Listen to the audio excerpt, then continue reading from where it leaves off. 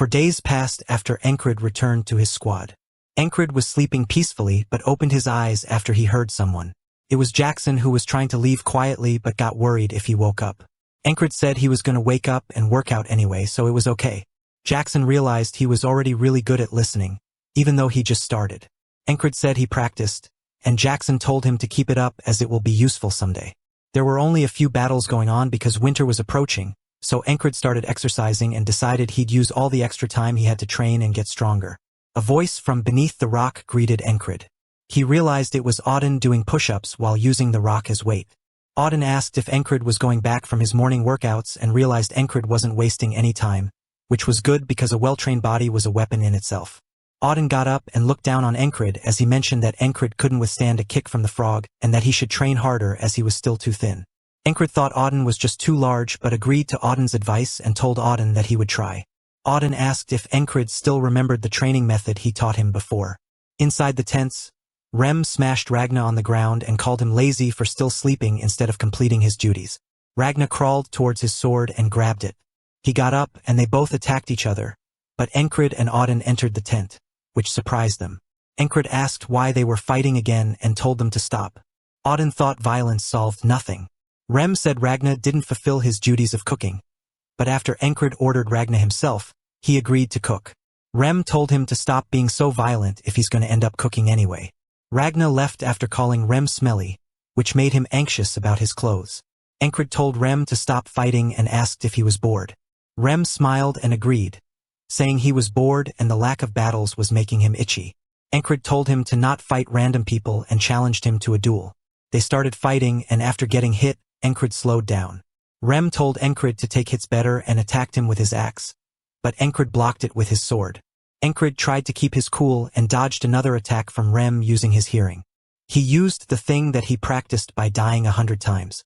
He tried to stab Rem's throat, but Rem easily dodged it and grabbed Encred's sword with his axe. He pushed Encred down to the ground and Encred lost. Rem said he was expecting more from Encred this time since he was improving at such a fast rate. He asked Encred why he became boring all of a sudden, and the same stab-bored Remington Encred got up knowing he was different from before, since now he could repeat everything hundreds and thousands of times to go forward. Encred challenged Rem to come at him, as he would properly destroy Rem this time. Rem thought Encred didn't have many skills, but the determination in his eyes was fun to see. Rem determinedly accepted Encred's challenge. It started raining heavily, and they had to stop their duel. The rain kept starting and stopping. Rem was annoyed because he wasn't getting to fight much. Ragna was sleeping while Auden was praying. Kryze entered the tent, annoyed because he had to cancel his duel again. He was starting to believe the rumors about people calling it a curse. Encred was questioned about the curse and remembered Vengeance. She also talked about it. Vengeance said their encampment was cursed. Kryze explained that the weather was weird, casualties increased as well, and tents were starting to catch fire. Especially the scout squad, Jack Bow and Rotten were all hurt. People were saying they were cursed because of all that. Kryze was sure they weren't cursed, but the temperamental weather added to the rumors. I thought the higher-ups wouldn't let this go unnoticed. Kryze asked why Encred was standing at the entrance. Encred told him that he was honing his senses. Kryze got confused since the rain was pouring. Encred said he was doing this because of the downpour. Rem thought it was useless while Jackson praised Encred for training this way, which annoyed Remington. Rem asked when he taught him such stuff and when Jackson started caring about the squad leader. Encred thought it was too loud in the tent to train anything. Rem got angry after Jackson ignored him while Auden asked if Encred was looking for ways to train in the tent since there were some things he could try while lying down. Ragna asked if Encred wanted him to look at Encred's stance. Encred thought they all noticed. They smiled at each other and Rem asked if he noticed right. Inside a tent, the higher-ups were seen discussing the soldiers and deciding they should send a scouting party before winter once again. The man asked if anyone had suggestions to fill the gap, and the ferry commander suggested the 444th squad leader. The commander called Encred stupid and worried if he would hold back the other scouts as well. The ferry commander mentioned that he could bring unexpected results. The man asked her for reasons to suggest Encred, to which she replied that it was just her fairy instincts speaking. The next day, Encred realized he was being sent to the scouts. Kryze asked Encred if he had done something to piss off the company commander. Encred was unsure himself and Kryze asked why he got picked, specifically if he didn't do anything. Encred thought the ferry commander wouldn't kill him since Krang had already left. Rem asked if Encred was going to go with the scouts. Rem said he could help manage something else if Encred didn't want to go. Encred said it was impossible, as he couldn't use an axe on his superiors like Remington. Rem said he wasn't going to suggest something like that. Encred told him not to pull such stuff off either, as he had a history of doing such things. Auden asked the father why he was testing their leader like this and didn't want to lose their precious little squad leader. Encred. Encred was confused seeing his squad members. Ragna, while watching them, got up and said he could go instead of Encriding. Encred said he might let others go, but not him. Rem told him not to, as he would just get lost. Jackson remembered Encred was going to scout the tall grassy fields and suggested he pay close attention to the changes in grass noises and notice disturbances, which was the first step to overcoming any ambush. Rem got angry at Jackson for trying to teach Encred anything and told him to stop out of jealousy. Encred realized they'll fight once he's gone, and was worried if leaving was the right choice. Encred knew he was the best suited for the job. After enlisting and becoming a soldier, due to his lackluster skills, Encred was constantly moved around and had to fill other people's places. The place he ended up being useful was leading his members.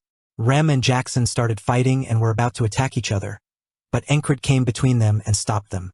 Encred told them to stop, and Rem asked if Encred was stupid or brave for jumping in between without hesitation.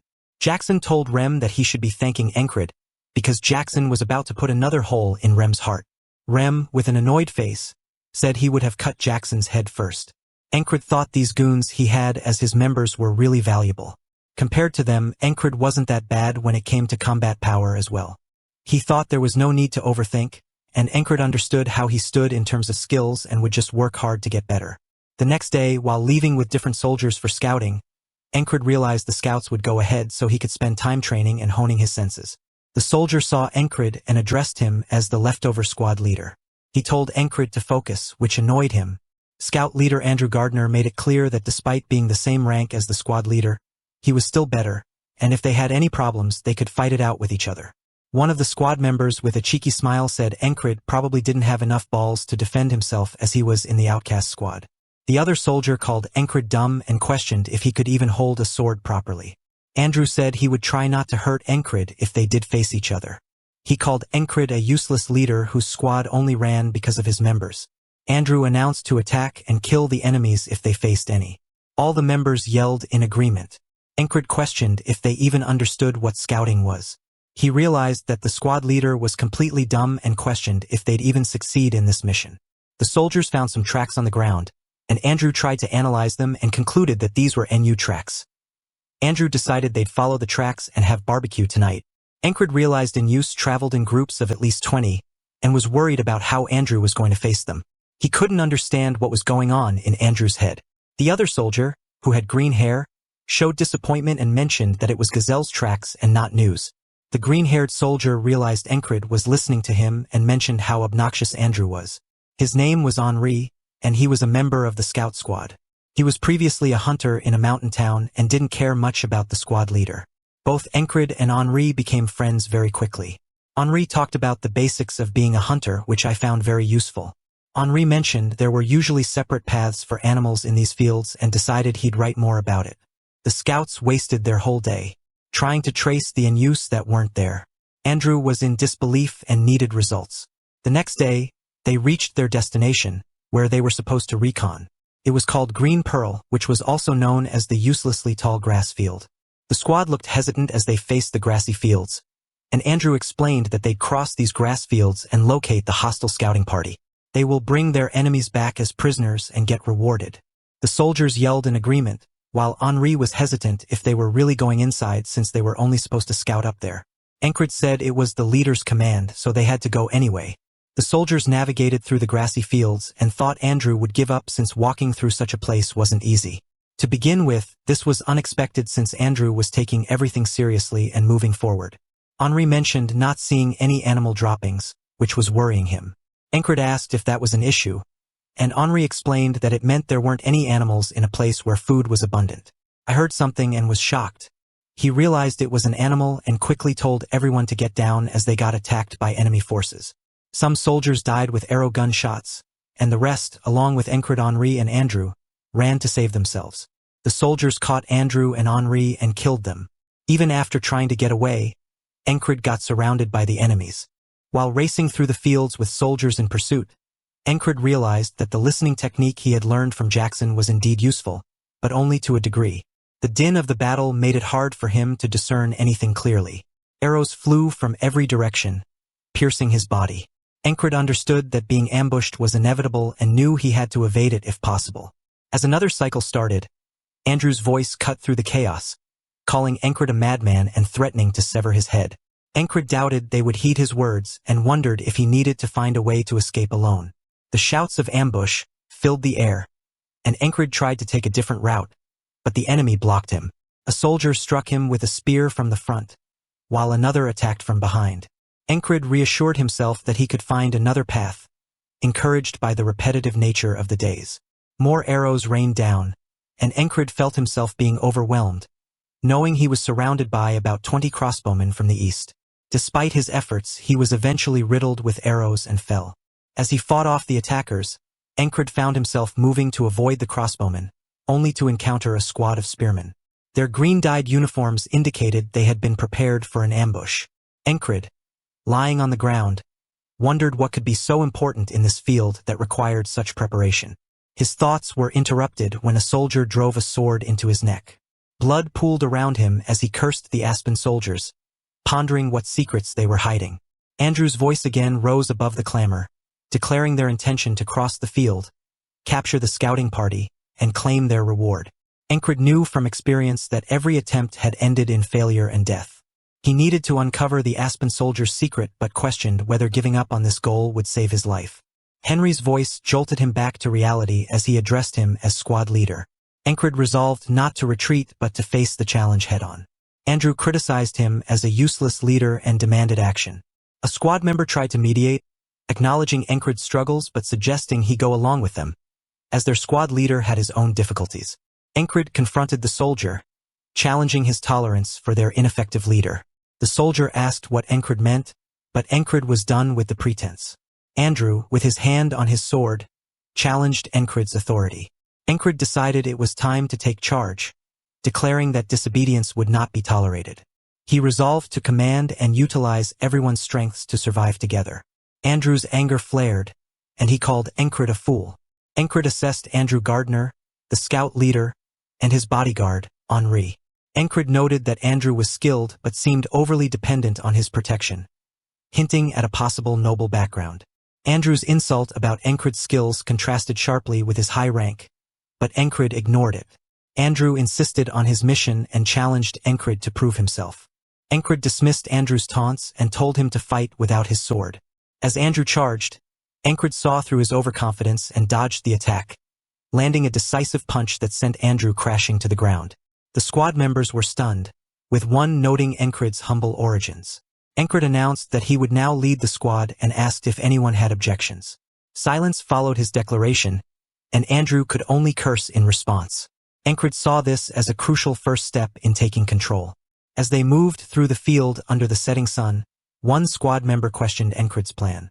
Encred asked Henri about his dreams, learning that he wanted to marry a woman who ran a flower shop. Encred urged him to survive the day to achieve his dream. He then asked the others about their goals. One soldier mentioned his newborn child and his desire to be present for his family. Encred emphasized that they all needed to survive for their loved ones. He then turned to Andrew, who spoke of fulfilling his mother's last wish and restoring House Gardner. Encred noted that their goals were aligned, but they needed to escape to achieve them. He rallied the squad to focus on survival, believing that the will to live was the strongest motivator. Encred planned to break through by ambushing the enemy. He instructed Henri to shoot an arrow at head height, despite Henry's doubts.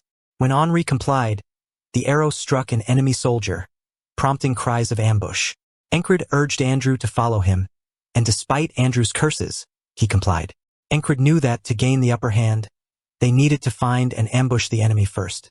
As he fought with his sword, he felt a flicker of hope that their escape might be within reach. The enemy soldiers erupted in confusion, shouting for their comrades to kill them. From behind, Andrew emerged, swiftly stabbing one of their attackers in the neck. Encred seized the moment, knowing they had to capitalize on the disarray to reduce the enemy numbers as much as possible.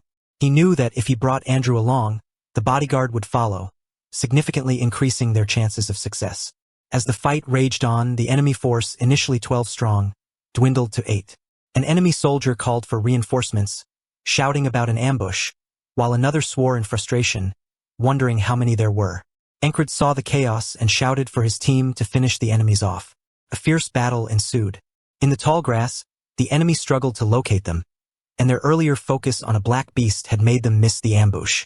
Encred recalled that the beast he had seen before had led to their discovery, but this time, it had distracted the enemy, making their ambush easier. Henri, catching his breath among the fallen enemy soldiers, declared the fight was over. The rest of the squad also took a moment to recover. Encred told them they needed to move immediately. The beast watched him intently. Despite one casualty, their unit still had 6 members left. Although saving everyone had been impossible through multiple cycles, this time they had the most survivors. Encred knew they needed to keep moving. He eliminated an enemy soldier and realized that because of today's repetitions, he knew the enemy's numbers and positions. If they continued straight, they would be annihilated by 30 crossbowmen. He decided to lead his squad to avoid them. He also thought about how the persistent spearmen who had tracked them every day needed to be dealt with quickly, or they would hinder their progress. He aimed to avoid difficult battles, using hit-and-run tactics to gradually escape the enemy's encirclement. As Andrew eliminated another soldier, a squad member expressed concern that Andrew was overexerting himself and about the increasing difficulty of finding the exit as darkness fell. Encred insisted they needed to escape while there was still light. He instructed the squad to follow him. When a member questioned the direction, claiming it was deeper inside, Encred affirmed it was the right way and declared he wouldn't entertain any disagreements. The squad member, pointing his sword at Encred, threatened to kill him if necessary to save himself. Encred took hold of the squad member's sword and made it clear that survival was his goal too. Andrew reflected on Encred, who defied his expectations of being useless, unlike his father, who had squandered their family's wealth. He remembered his father's dying wish for him to become a leader, someone who could earn trust and rebuild their family. He had always aspired to be the kind of person who paved the way for others. Encred urged the squad to trust him for their survival. Andrew moved forward, pledging to trust Encred and calling him captain. The squad member hesitated but was silenced by Andrew's assertion that the captain's orders were final. Encred instructed them to follow him quietly and crouched, signaling that the first step in their escape was to ambush the enemy to break free from the encirclement. The second step, crucial after numerous attempts, was to avoid confrontation at this specific time and place.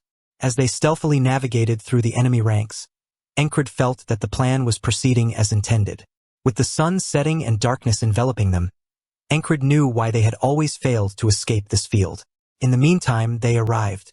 Henri looked around, disbelieving, and another squad member swore upon realizing they had ended up at the enemy camp. Encred deduced that the Aspens were eliminating everyone in the field to conceal something critical. He reasoned that if something more important than capturing them was happening, an opportunity for their escape would surely present itself. With determination, he urged the squad to keep moving, believing that a way out would reveal itself. A squad member questioned Encred's sanity, incredulous at the idea of setting the enemy camp on fire while they were right in the middle of it, as they could easily be surrounded and killed. Encred asked the man's name, and he was curtly told to call him Mac. Encred made it clear that disobedience would not be tolerated. Mac, clearly annoyed, called him a fool, but Andrew stepped in, telling Mac to be quiet. Despite his frustration, Mac realized that, with the moon hidden behind clouds, they had no choice but to trust their squad leader. Encred tore through a tent, and Mac cursed at what he was doing. He saw that the tent was empty and wondered why they hadn't encountered any enemy soldiers yet, even though they were clearly deep within the camp. Encred told them to wait and reflected on his previous infiltrations of the camp as part of the repeated cycles. He remembered the flag he had noticed earlier, which had drawn the entire base's attention when he touched it. Encred revealed to his squad members that the flag was the key the Aspen soldiers were desperate to protect. Mac asked what would happen if the flag were to catch fire and realized Encred must have known about it all along.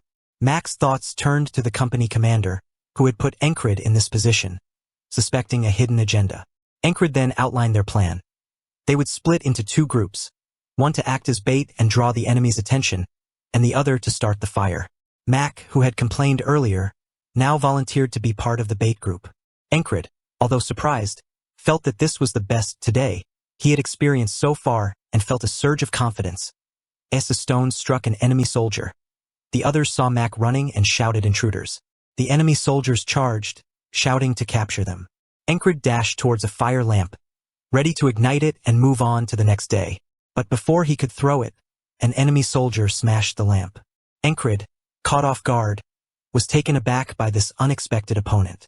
The soldier taunted him, calling him a rat, and Encred retorted that they were already late. Amidst the chaos, shouts of fire and the tents burning filled the air. Another soldier shouted to capture the intruders, focusing first on putting out the flames. Encred noted that Mac had drawn most of the enemies away, and Andrew had set the tents ablaze. Now he needed to make his escape. He assessed the soldier in front of him, aiming to exploit any weakness, and then charged with his sword, but the soldier dodged and countered with a stab to Encred's back. Suppressing the pain, Encred realized it was the most precise stab he could have managed. The soldier mocked him, and Encred acknowledged his current limitations. He had fought through ambushes and countless deaths to get here, and now this soldier was the true wall of the day.